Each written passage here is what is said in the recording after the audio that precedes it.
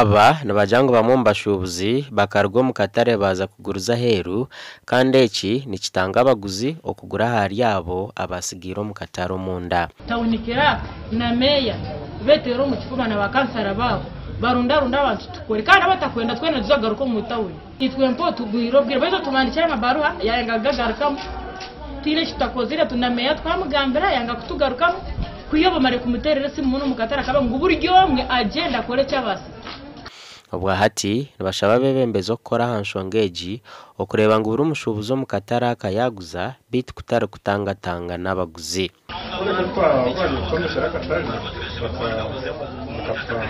Bakagira bapakiye maramezi 18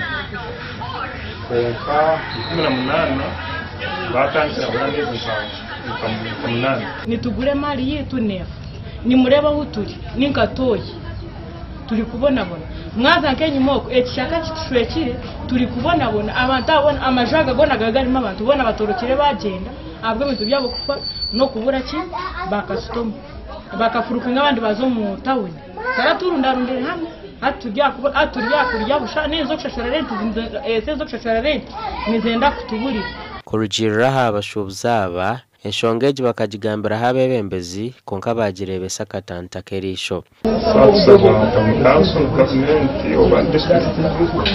kureba ngo ba arranging ibintu ngo imidara ya bidara nka mutaka amadu nuko n'abantu ubundi tukakora kase bani bajamu tubakwata kandi ubwo kanagamba tukwakafira imitwaro makumya tubakwata we confiscate them and we don't give them those things to them.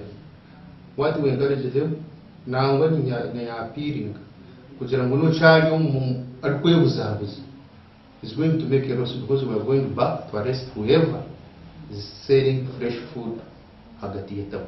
Town clerk wa Kamwenje na jango embereji bagitanikireho okugitereza kandi yashaba abashubuzo kuguma mu mbera obu barukora ogwabo nkabebembezi. Muzango rwakatano rwahwire abantu abo babona baketwa mu koti kandi bija bayitonganaho konka twabahereze 12 buryo umwe kuba yafurukire yagarukira mu katare umwanya gutatebekanisize ahibaguruza fresh food nabo cyo nimbahumuriza ngo ebyo kuva kubasa kwa batahurukirize cyo ninga akakora teritekeryo cyayongere kugira ngo tuza katerzi iteka konka nimbaraga nisango kwa katano kwaza kwa tina muntu we noruguza fresh food oraba cyari hagati y'etown.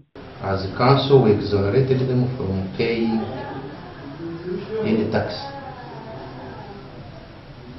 Council abuja ngo bari umwanya mushya kandi tubapapasese. Konka kuchimanya ngo kuri society yona haba mwendemu. Harimo abara kudifainga bakanga bakwije mutawuni kubuzo mutawuni. Konka ni bache tizonote azalezi. Gasha kwa Anthony Twine.